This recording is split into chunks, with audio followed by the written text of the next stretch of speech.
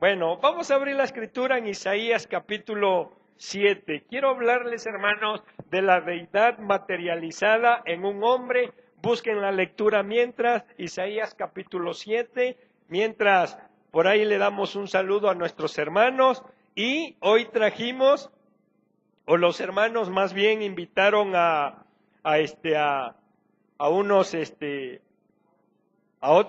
hermanitos que están con nosotros. ¿Y cómo le decimos a ellos? Que Dios les bendiga y que sigan viniendo. Y esta es la familia, ustedes no están solos, ustedes tienen una familia muy numerosa en Cristo Jesús. Hoy ustedes pasan a ser de mi familia y yo también paso a ser de su familia. Así que cualquier cosa, ya tienen un familiar más a dónde acudir. Bendito sea el nombre del Señor. Isaías capítulo 7, verso 14, nos ponemos en pie. Isaías capítulo 7, verso 14, dice así la palabra del Señor en el nombre del Padre, del Hijo y de su Santo Espíritu. Por tanto, el Señor mismo os dará señal. He aquí que la Virgen concebirá y dará a luz un hijo y llamará su nombre Emmanuel. ¿Qué quiere decir la palabra Emmanuel? Esto es, ¿Dios con quién? Bueno, ahora vamos al libro de Mateo capítulo 26. Mateo capítulo 26. Y también vamos a buscamos Mateo capítulo 26 y también a su vez buscamos Colosenses capítulo 2. Alabado sea el nombre del Señor. Por cierto, hermanos, hoy hablé con mi pastor. Les manda un caloroso abrazo, un saludo y les voy a compartir la palabra que él me dijo. Dile a la iglesia que dice el Señor que Satanás no podrá hacer más de lo que no se le ha permitido. Así que es una palabra que el pastor nos mandó, ahora estuve hablando con él. Entonces ya encontramos Colosenses también capítulo 2. Bueno, empezamos con Mateo capítulo 26, versículo 27 al 28. Dice la palabra en el nombre del Padre, del Hijo y de su Santo Espíritu. Y tomando la copa, y habiendo dado gracias, les dijo, les dio, diciendo, bebed de ella todos, porque esto es mi sangre del nuevo pacto, que por vosotros es derramada para remisión de los pecados. Ahora vamos a Colosenses capítulo 2. Eso que leímos se le llama sangre lambruxía. Lambruxía, o sea, no ambruxía. Lambruxía, que eso quiere decir la sangre de un ¿qué? De un dios. Lambruxía es comida de ¿qué? Comida de dioses. Y lambruxía es sangre de un dios. Entonces, vamos a Colosenses capítulo 2, versículo 9. Dice de esta manera, porque en él habita corporalmente toda la plenitud de ¿quién? Nuevamente.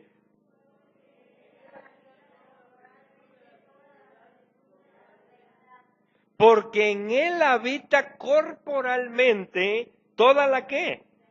La plenitud de la deidad. Puede sentarse.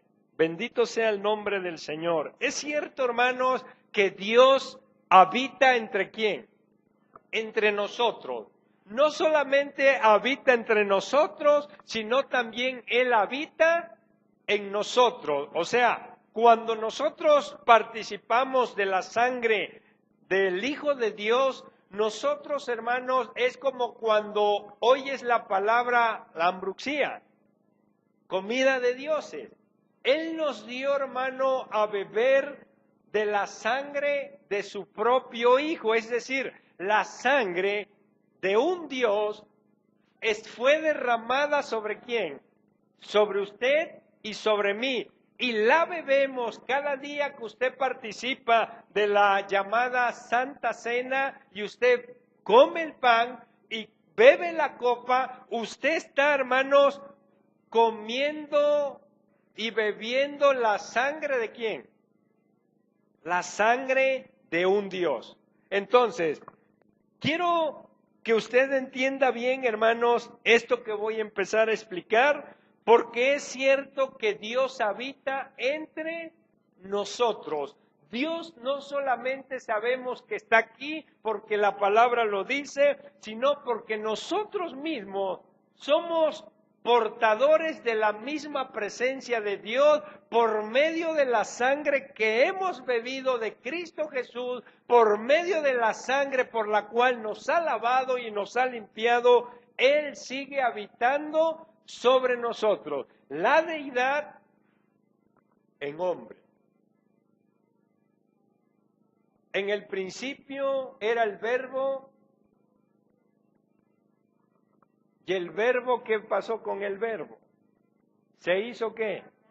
Se hizo carne. Es decir, el mismo Dios vino a hacerse hombre como usted y como yo, pero había mucha diferencia en el hoy. En el hoy, hermano, hay mucha diferencia en lo que Dios vino a hacer como hombre a lo que nosotros hemos hecho en Dios como hombre. Jesús vino a demostrar, Jesús vino a mostrar, hermanos, cosas interesantes que hoy yo quiero que usted aprenda. Son tres cosas importantísimas que usted se tiene que dar cuenta que cuando un hombre, cuando una mujer de Dios caminan con Dios y Dios camina con él, esas tres características las va a manifestar donde quiera que pise ese hombre, donde quiera que pise esa mujer, va a manifestar esas características. ¿Y cuáles son? Cristo destaca la divinidad del Padre. Como hombre, Él vino a destacar la divinidad ¿de quién? Del Padre. Ahora, también vino, hermanos, a manifestar y a demostrar que Él y el Padre eran ¿qué? Eran uno. Entonces, quiero que nos entendamos bien, hermanos, porque de aquí en adelante usted va a empezar a ver cosas que usted ha tenido deseo de verlas, cosas que si usted se ha sorprendido porque el pastor evidencia a la gente con ciertas revelaciones que el Padre le muestra respecto de la persona, vienen cosas aún más grandes. Pero yo quiero que usted aprenda esto porque no solamente lo va a hacer el pastor, no solamente lo va a hacer el que predica, sino también lo va a hacer usted aquí adentro de la iglesia, pero también allá afuera con su propia familia. Alabado sea el nombre del Señor. Para afirmar estas dos cosas, léame, hermano Bernardo, Juan capítulo 8, versículo 24. Tú, Salomón, compártame Juan capítulo 10, versículo 38, para entender que Cristo vino a destacar la divinidad del Padre y vino a mostrar que Él era uno con su Padre. ¿Qué dice, hermano Berna? Por eso os dije que moriréis en vuestros pecados, porque si no creyerais que yo soy, en vuestros pecados moriréis. Ahí estaba diciendo que Él era ¿quién? Dios mismo. Ahora, en Juan capítulo 10, versículo 38, hermano Salomón. Dice, mas si las hago, aunque no me creáis a mí, creed a las obras, para que conozcáis y creáis que el Padre está en mí y yo en el Padre. Ahí vino a destacar y a mostrar la divinidad del Padre y diciendo, mi Padre y yo somos ¿qué? Somos uno mismo. Me he hecho uno con el Padre y el Padre se ha hecho uno ¿con quién? Conmigo. Entonces, ¿por qué les doy esto? Porque quiero que entienda usted que una persona, un hombre, la deidad, cuando Dios se hace uno con tal hombre, con tal mujer, entonces posee los atributos divino. Posee los atributos, ¿qué? Divino. Usted y yo poseemos atributos, ¿qué? Divinos. Es lo que yo quiero que usted entienda, que nosotros podemos poseer atributos, ¿qué? Divino. Entonces, no solamente no todo es carne, no, sino Dios mismo viene a manifestarse, la deidad viene a tomar lo que es un hombre, una mujer, para que el tal muestre esos atributos divinos. Ahora, ¿cuáles son? Aprendamos y vamos a darnos cuenta cómo Dios sí habita entre nosotros. Y la gente no se da cuenta. La gente no se da cuenta, hermanos, que Dios habita ¿entre quién? Entre nosotros. ¿Yo cómo puedo saber su vida de usted? Yo puedo saber su vida de usted si convivo todos los días ¿con quién? Con usted. Puedo conocer su vida porque convivo todos los días con usted. Y son de las cosas que tenemos que ir aprendiendo a desarrollar, porque para eso son los dones ¿de quién? Del Espíritu de Dios. Los dones del Espíritu Santo de Dios, hermano, es lo que Dios te ha dado para que tú puedas demostrar esos atributos divinos que Él poseyó y que su Hijo poseyó cuando Él vino a este mundo a hacerse hombre. Él no tenía necesidad, hermanos, Él no tenía necesidad de andar visitando a todos, porque aunque Él solamente conviviera con unos, Él sabía la cuestión o necesidad de todos, porque eso se le llama la omnipresencia. ¿La ¿qué? La omnipresencia. Mateo capítulo 18. Mateo capítulo 18, quien lo encuentre rápido que nos los comparta, versículo 20. La omnipresencia. Porque donde están dos o tres congregados en mi nombre, ahí estoy yo en medio de ellos. Porque donde hay ¿qué? Congregados ¿en qué? Él está con nosotros. Aún, hermanos, si no tuvieras uno o dos para que sean tres, para que Él esté con ustedes o con cada uno, aún la Escritura nos dice, ¿a dónde huiré de qué? De tu presencia. Si me remontare yo a los astros y etcétera, etcétera, ahí, si me fuere yo a lo profundo de la mar, ahí estoy. A donde quiera que usted vaya, ahí está Él. Mateo 18, 20. Ahora, Juan, capítulo 2. Esto me gusta. Juan, capítulo 2. Esto me fascina por una razón.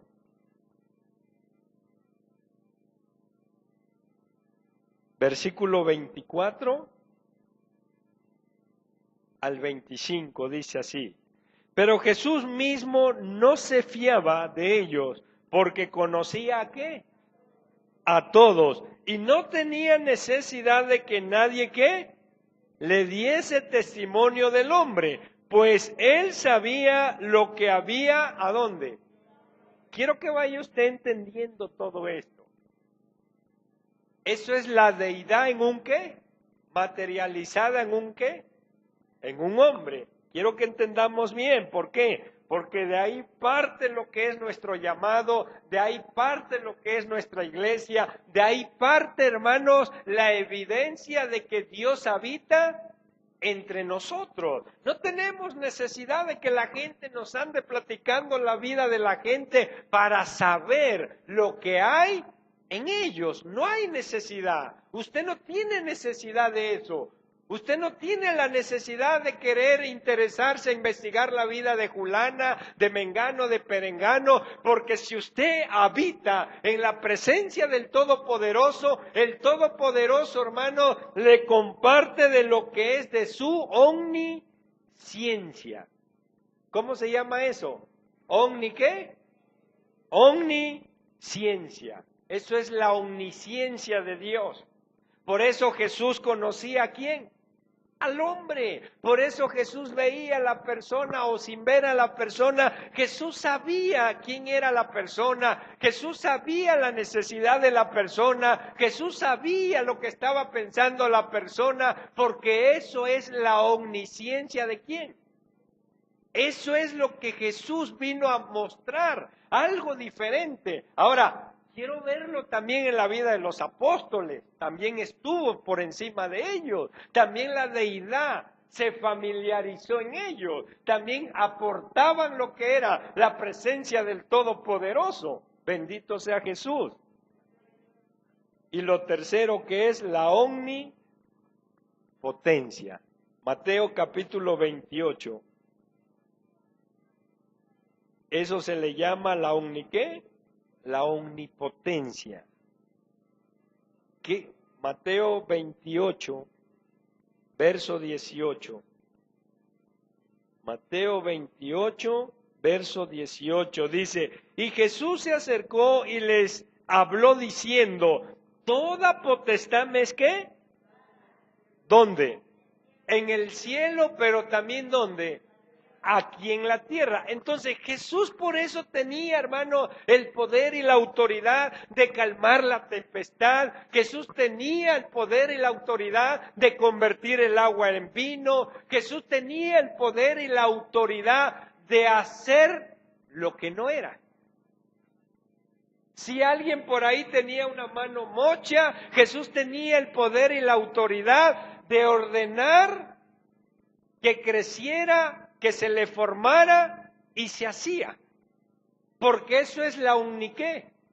La omnipotencia, o sea, el poder. Por eso dice, toda potestad me ha estado en el cielo y en la tierra. Ojo con esto. ¿Qué es lo precioso de esto? Que la propia Escritura nos habla y nos dice que Él, llamando a sus discípulos, los llamó y les dio poder y autoridad. No solamente la autoridad viene por el creerle, sino viene, hermanos, por entrar en esa profundidad de hacernos uno con Él. Yo me tengo que hacer uno con Él. Usted se tiene que hacer uno con Él. Todos los días yo tengo que ir a Él porque yo tengo que empezar un día diferente. ¿Y cómo voy a hacer el día diferente? Empezándolo haciéndome uno con Él. Entonces, de ahí parte es, cuando tú miras a la gente, tú sabes la condición de la gente. Y es algo que el diablo le quiere quitar a la gente. Es algo de lo cual el diablo se opone. No, voy a taparle la boca a estos hombres o a estas mujeres que están siendo usados por Dios. A estos hombres y estas mujeres que se empiezan a hacer uno ¿con quién? Con Dios. Porque Él sabe que si nos hacemos uno con Jesús, todos los atributos divinos reposarán también ¿sobre quién? Sobre nosotros. Eso es lo importante de. Ya no tengo quienes pueda yo agarrar para echar fuera demonios. Pero a partir del domingo mencionamos nombres porque quiero compartirles muy personalmente el ver una película.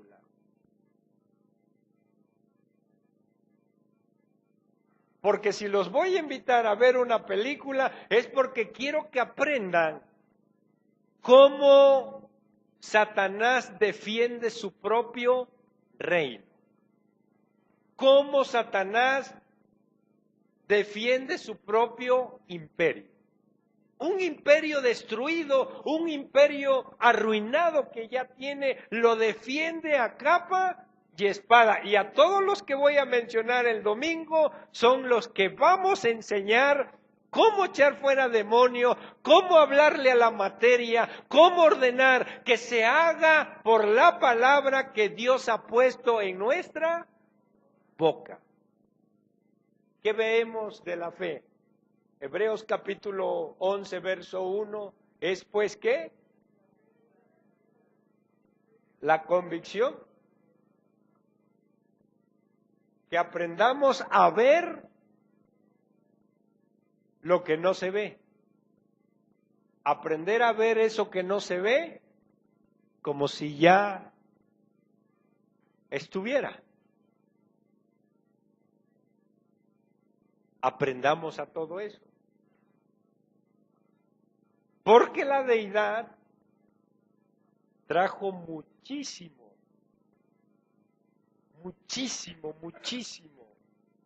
Es decir, Jesús por eso dice en la Escritura, mayores cosas ustedes harán, ¿adón? ¿En quién?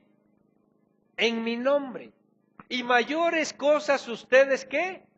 Harán en mi nombre, porque yo voy al Padre. Mayores cosas. Si el mismo Jesús lo dijo, la misma deidad materializada en un hombre, lo dijo y se lo compartió a los discípulos y nos los compartió a nosotros, es porque la misma deidad está con nosotros para hacer esas cosas mayores que a Él le faltó hacer aquí en la tierra, en el tiempo que vino como hombre. Bendito sea el nombre del Señor. ¿Qué dice Hebreos 11? Ahora bien, tener fe es estar seguro de aquello que esperamos, es creer en algo que no vemos. ¿Es creer en algo que qué? Que no vemos. ¿Qué nos lleva a creer en algo que no vemos? Lo que te lleva a creer en algo, hermanos, que tú no ves, es algo divino que está dentro de ti, que te lleva a creer sin darte cuenta. Tú no puedes creer en Dios si Dios no te da fe para que creas en Él. Y la fe es una sustancia, ¿qué? Divina. Que el mundo también ejerce fe, es una realidad. Pero no comparemos una fe que proviene del mundo, una fe que es del mundo. ¿Cuál es la fe que tiene el mundo? La fe que no obra, la fe que no opera, la fe que no trae nada a la existencia. Pero la fe que usted y yo poseemos es una fe que proviene ¿de dónde? Proviene de la deidad. Pues nosotros teniendo el mismo espíritu de fe, dice la Escritura, por eso creí, por eso también hablé, dice Corintios capítulo 2, versículo 13. Teniendo el mismo espíritu de fe, por eso creemos, por eso hablamos, porque no es una fe como la que hay en el mundo, sino es una fe que es dada por la propia deidad, que es dada por el propio Dios. Por eso es que usted cree, por eso es que usted puede hablar, por eso es que usted puede confesar lo que no es, como si ya fuera. Tenemos el mismo espíritu. Teniendo el mismo espíritu te da la fe que usted y yo poseemos en el hoy. Por eso tenemos poder para hablar, por eso tenemos, hermanos, la fe para creer en lo que para muchos no es creíble. Alabado sea el nombre del Señor. Ahora, ¿a qué nos lleva esto? No solamente, hermanos, tenemos que creer, no solamente tenemos que creer en lo creíble, sino tenemos que creer en las cosas que aún la Escritura encierra, que para ti y para mí no pueden ser aún creíbles. Bendito sea el nombre del Señor. ¿Usted cree que Jesús hizo grandes cosas? ¿Usted cree que los apóstoles hicieron grandes cosas? Pero así como yo creo que Jesús hizo grandes cosas, así también creo que los apóstoles hicieron grandes cosas, así también creo que nosotros podemos hacer grandes ¿qué? Dile al que está a tu lado, cree solamente, porque tienes una fe que proviene de la deidad. La fe que usted y yo tenemos proviene de la deidad, del Dios, del Todopoderoso. Que es lo cual, hermanos, el enemigo siempre quiere exterminar. ¿Quieres ver, hermano, guerra? Métete a hacerte uno con la deidad. ¿Quieres en verdad tener guerra? Métete en serio a buscar a Dios y deja que Dios use tu vida. Entonces vas a entender por qué tenemos guerra. Sin buscar a Dios, la gente mira las cosas a la y se va. Pues esto, no, pues ya, no.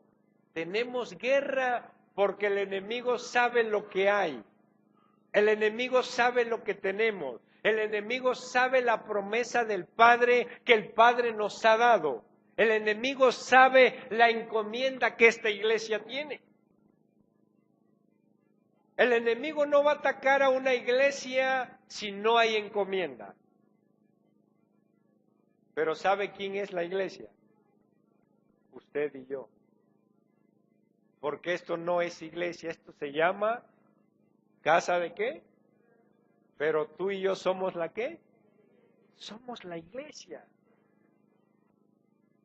Y ahí es donde usted debe de entender la evidencia de que la deidad se encuentra ¿entre quién? Entre nosotros. Entre nosotros se encuentra la ¿qué? La deidad. Pablo hablaba y exaltaba la deidad del Todopoderoso. Sabía, hermanos, quién era Jesús. Pablo sabía perfectamente todo lo que Jesús hizo, pero Pablo también, hermanos, hacía e hizo cosas similares a las que Jesús hizo. Al grado que cuando llegaron a un lugar los tomaron también y decían que eran ¿qué? Que eran dioses.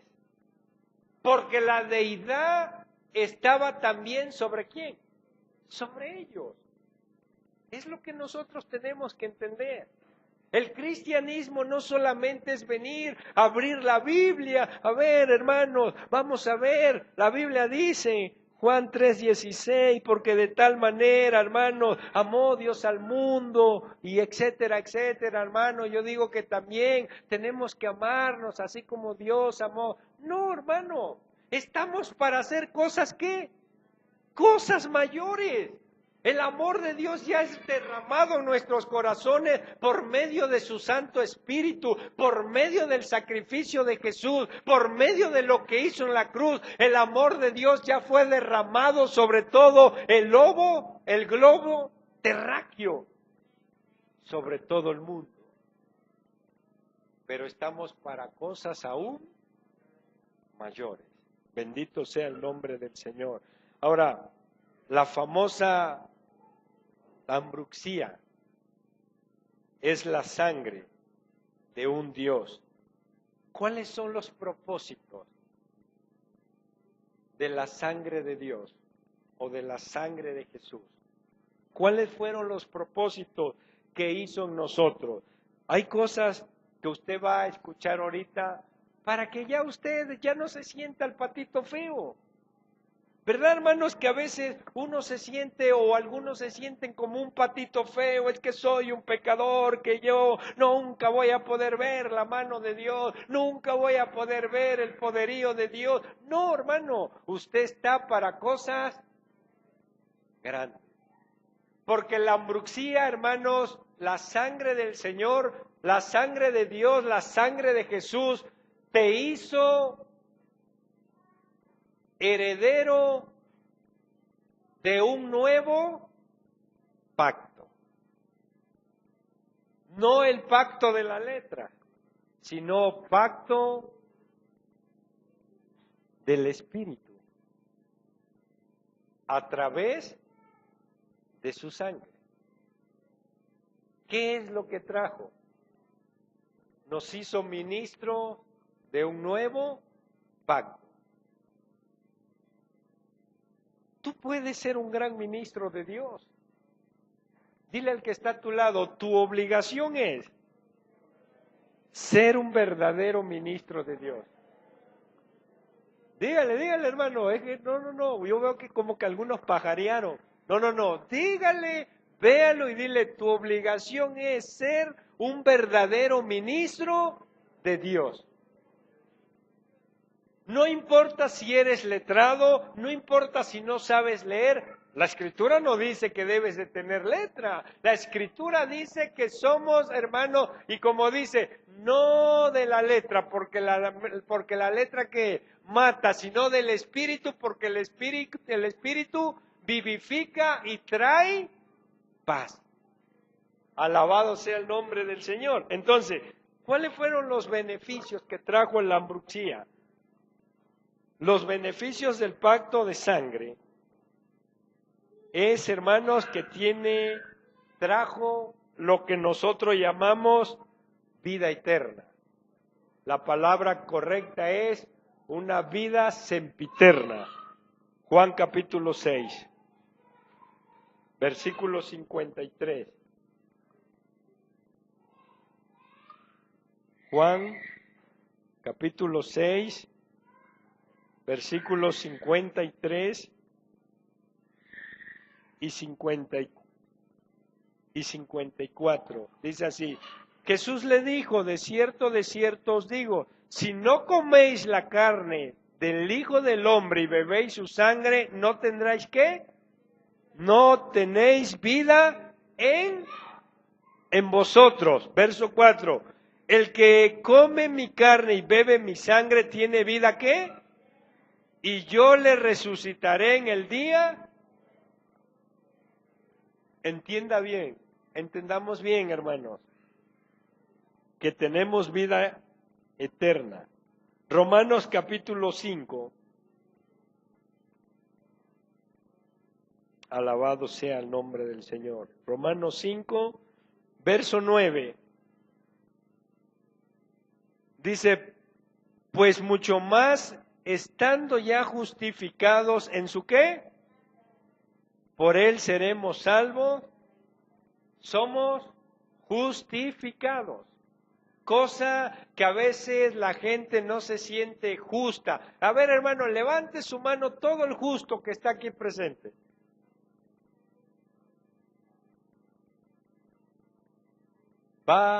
Señor, ayúdanos. ¿Sabe por qué usted debe de levantar la mano? Porque usted no es justo por sus propios méritos. Ni usted ni yo somos justos por nuestros propios ¿qué? Si no somos justificados, ¿por qué dice la Escritura? Por su sangre. Entonces, si la Escritura dice que por su sangre somos justificados, entonces quiere decir que cuando un predicador diga, hermanos, ¿cuántos justos hay aquí? Y si él no sabe esto, usted enséñele. Hermano, perdón, usted a lo mejor no se siente justo. No, hermano, pero la Biblia dice que no hay justo ni aún uno. Sí, pero fuera de la sangre. Lavados ya con la sangre, ¿eres qué? Justificado. Efesios capítulo 1, verso 17, esto es poderoso. Esto lo puede llevar a la sanidad de sus vías respiratorias. Esto que usted va a escuchar, si usted lo cree, si usted lo toma para usted, si usted dice, yo creo a esa palabra que voy a escuchar o que escucho, esa palabra lo puede ser sano ahorita mismo. Efesios 1:17, ¿qué dice? Efesios 1:7. En quien tenemos ¿qué?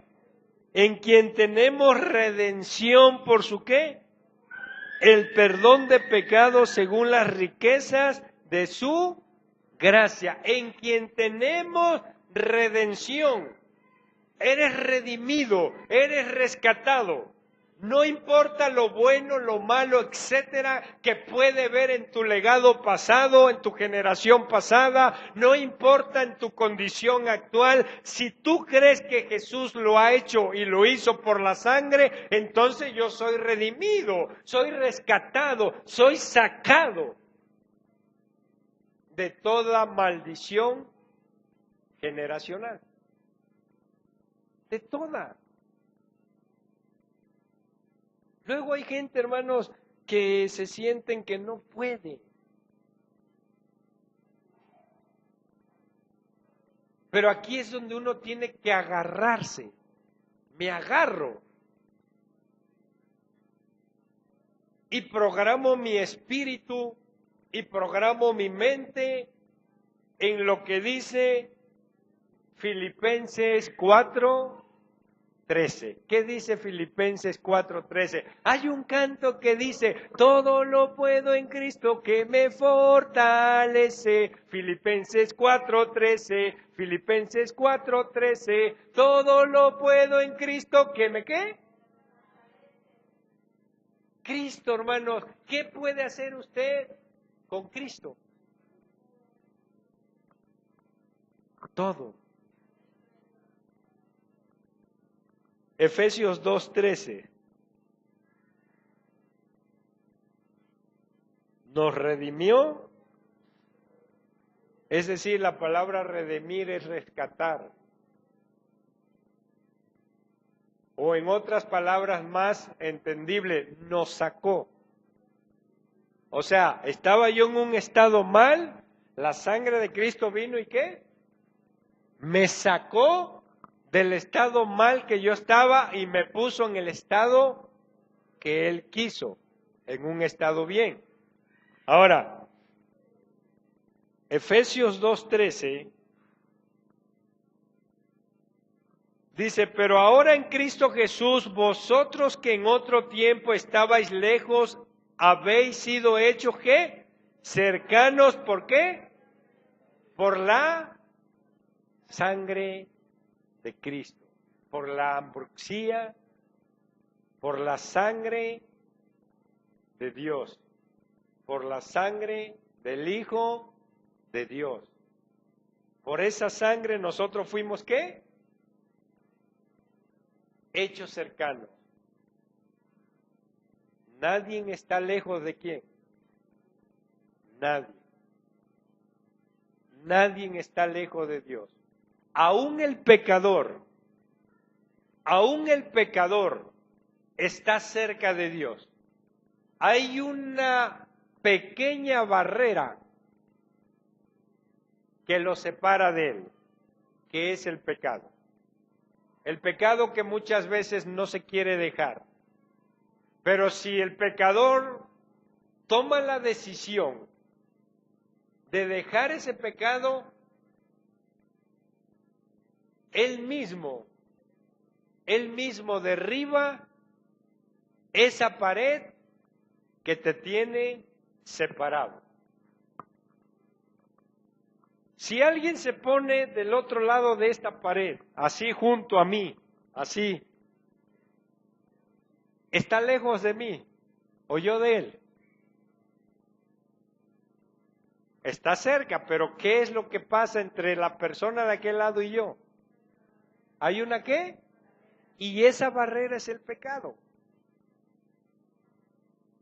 Pero el sacrificio de Jesús, el derramamiento de la sangre de Jesús, ¿nos hizo qué? Cercano. Solo tienes que derribar tu qué? Tu barrera. Separa, tumba esa barrera para que tú puedas caminar. Entonces ya no va a haber un qué. Ya no va a haber algo que nos está separando. Entonces ya va a haber algo que va a ser hombro. Ya no va a estar la qué. Ahora vamos a estar tan juntos que vamos a estar trabajando hombro a hombro. Eso es, hermanos, la deidad en un hombre. ¿Se da cuenta cómo todo es sencillo? ¿Se da cuenta cómo todo es sencillo? Tengo que entender que si yo soy un hombre de Dios, si usted es una mujer de Dios, no solamente es usted una persona normal, sino pasa a ser una persona anormal.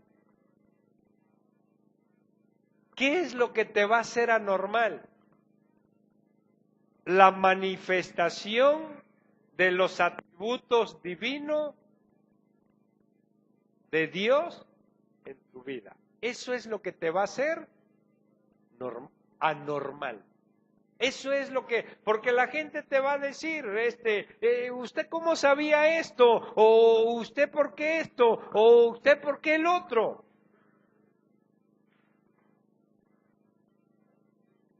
Hace poco le dije a una persona, ahí está la hermana, ¿no? Tu cuñada, ¿verdad?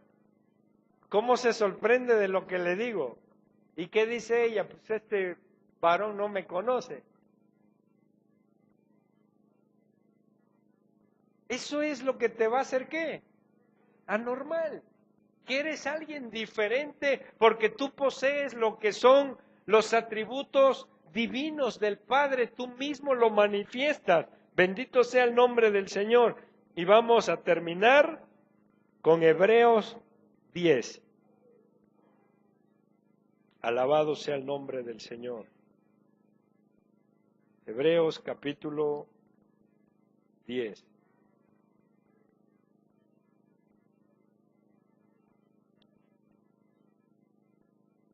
Versículo 19.